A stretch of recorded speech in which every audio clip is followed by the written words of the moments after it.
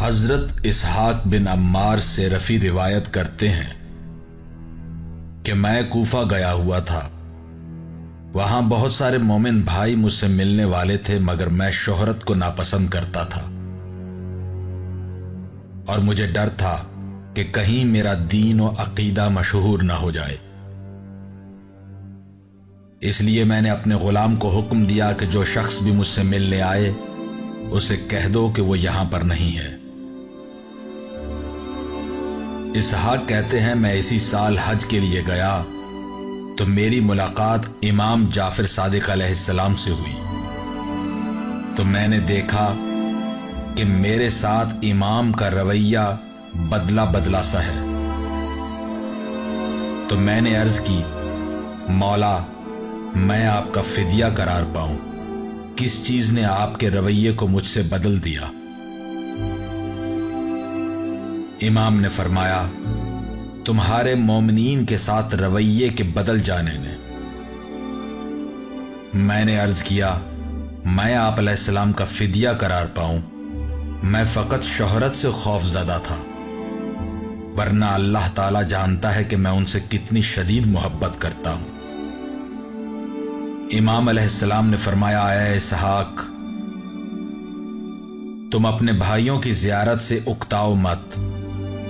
بے شک جو کوئی مومن اپنے مومن بھائی سے ملاقات کرتا ہے اور اس سے کہتا ہے مرحبا، تو اللہ تعالیٰ اس کے حق میں قیامت کے دن تک مرحبا لکھتا ہے. پس جب وہ مصافحہ کرتے ہیں تو اللہ تعالیٰ ان دونوں کے انگوٹھوں کے درمیان 100 رحمتیں نازل فرماتا ہے، اور ان میں جو اپنے ساتھی کے ساتھ محبت میں زیادہ شدت رکھتا ہو 99 رحمتیں اس کے لیے ہوتی ہیں. پھر اللہ تعالیٰ ان دونوں کی طرف اپنی توجہ کرتا ہے، اور ان دونوں میں جو زیادہ اپنے ساتھی سے محبت رکھتا ہے اس کی طرف پروردگار کی توجہ زیادہ ہوتی ہے. پھر جب دونوں گلے ملتے ہیں تو رحمت ان دونوں کو ڈھانپ لیتی ہے. پھر جب دونوں بیٹھتے ہیں اور بیٹھنے کا مقصد صرف اور صرف خدا کی رضا اور دنیا کے مقاصد میں سے کوئی مقصد نہ ہو تو ان دونوں سے کہا جاتا ہے، اللہ تعالیٰ نے تم دونوں کی مغفرت فرما دی ہے، اب نئے سرے سے زندگی کا آغاز کرو. پھر جب وہ دونوں کسی مسئلہ پر گفتگو کرتے ہیں تو فرشتے ایک دوسرے کو کہنے لگتے ہیں، ان دونوں سے جلدی سے دور ہو جاؤ، بے شک ان دونوں کی راز کی بات ہے، اور یقیناً اللہ تعالیٰ نے ان دونوں پر پردہ ڈالا ہے.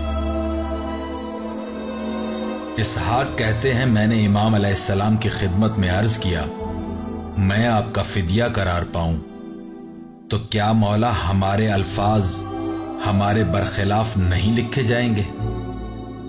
جبکہ پروردگار عالم کا ارشاد ہے کہ ایک بات بھی منہ سے ایسی نہیں نکلتی کہ اس کے لیے نگران ہوتا ہے. اسحاق کہتے ہیں کہ رسول اللہ صلی اللہ علیہ وآلہ وسلم کے فرزند کا سانس لمبا ہونے لگا.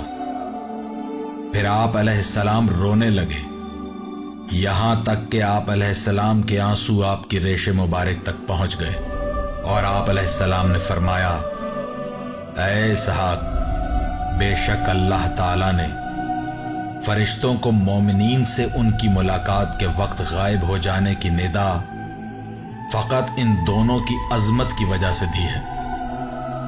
پس فرشتے ان دونوں کے الفاظ کو تحریر نہیں کرتے اور نہ ہی ان کی گفتگو کو جانتے ہیں، مگر یقیناً اس گفتگو اور الفاظ کی محافظت کرنے والی ذات رازوں اور پوشیدہ باتوں کو جاننے والا پروردگار ہے.